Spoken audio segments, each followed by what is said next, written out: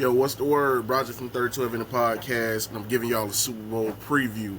Now, I'm going to do it using 6 key and specific stats that's going to give y'all things to look at as we watch Super Bowl 59 between the Kansas City Chiefs and the Philadelphia Eagles. Now, these stats are all important, so hear me out very clearly. I'm going to explain why they matter, each one, and I'm going to explain each team's rank throughout the NFL hierarchy and what they've displayed this season and postseason. So my first stat I'm going to talk about is third down efficiency and why it matters. Third down conversion rate. Third down conversions are critical as they allow teams to extend drives, control the clock, and maintain offensive momentum. A higher conversion rate indicates an offense's efficiency in critical moments and situations. So the Kansas City Chiefs converted approximately 45% of their third down attempts. They ranked 10th in the NFL.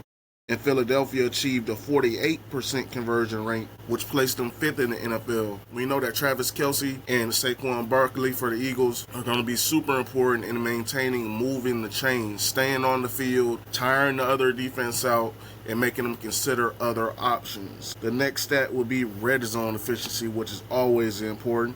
It matters because success in the red zone translates to touchdowns instead of field goals, maximizing scoring opportunities, and putting pressure on the opposing team. Kansas City Chiefs scored touchdowns on 60% of their red zone trips, ranking them 15th in the NFL, and Philadelphia Eagles converted 68% of their red zone opportunities, which ranks them 7th in the NFL. So the Philadelphia Eagles are also winning when it matters the most, which is in the red zone opportunities. Again, with a guy like Saquon Barkley, but they also have A.J. Brown, who's a great possession receiver, a great route runner. Devontae Smith, we know he gets opens with his route running as well as his speed overall. And Dallas Goedert is also a dangerous weapon, along with Jalen Hurts, using his legs, the tush push, things of that nature. So that's going to be important for the Eagles, and especially important for the Chiefs, who haven't always converted when they got those red zone opportunities. Next, we have turnover differential and why that matters. It's a positive turnover differential indicates a team's ability to protect the ball while forcing opponents into mistakes, often leading to better field position and scoring chances. So Kansas City Chiefs recorded a turnover differential of +8, tying them for 4th in the NFL. The Philadelphia Eagles ended the season with a +5 turnover differential, tying for 10th in the league.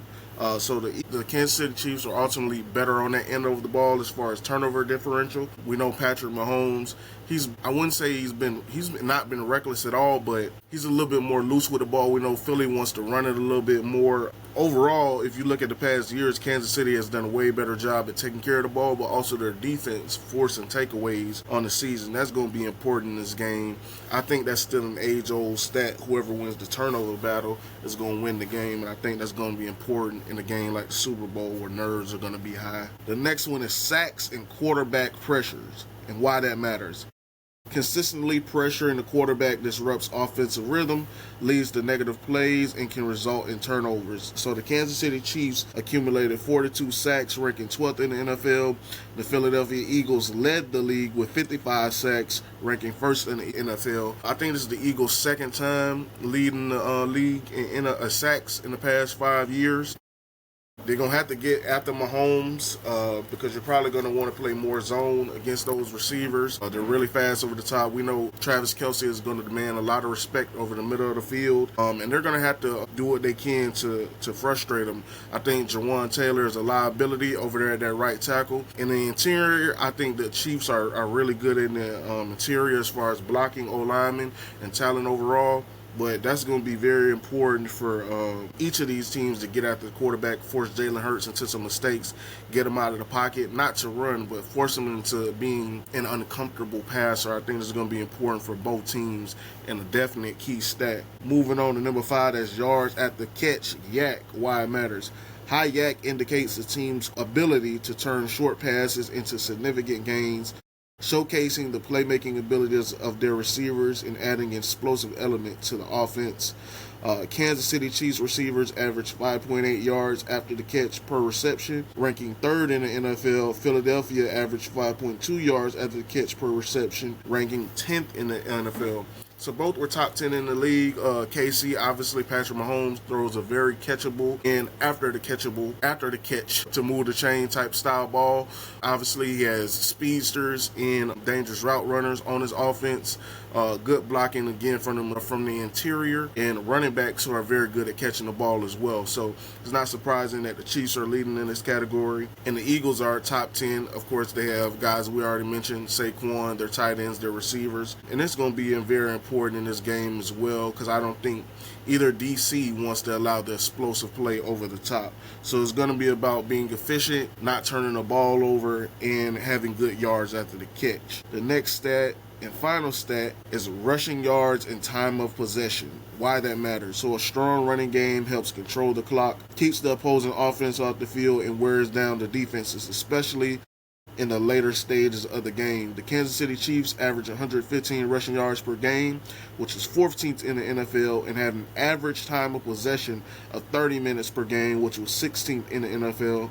The Philadelphia Eagles average 140 yards per game, which is 5th in the NFL, and controlled the clock with an average time of possession of 32 minutes per game, which was 8th in the NFL. Obviously, Saquon is going to be incredibly important here, but I also think the Chiefs withheld Isaiah Pacheco for much of this postseason because he was coming off injuries in the latter stages of the regular season. For the moments like this in the Super Bowl, he's going to be super important to the Chiefs to ultimately, if they want to have success in this game and come out with a three-peat Super Bowl chance. And for the Eagles, I think they have the best offensive line in the NFL. I think this is going to be their game plan. Control the clock is going to be difficult against a dominant Chiefs defense. I think the Chiefs has the best defense in the NFL, so it's going to be styles clashing there. It's going to be a fantastic, in my opinion, defensive battle. If I'm giving a prediction to y'all based off of these statistics, where I think are going to be the 6 most important statistics in this game, right now I'm going to have to ride with the Philadelphia Eagles to come out with the dub. I wouldn't be surprised anyway, but right now I'm going to say the Eagles are going to win this game. I got more analysis in episode 87 on 3012 Inning Podcast. Y'all go check it out on the YouTube channel, 3012 Inning Podcast, and let's go.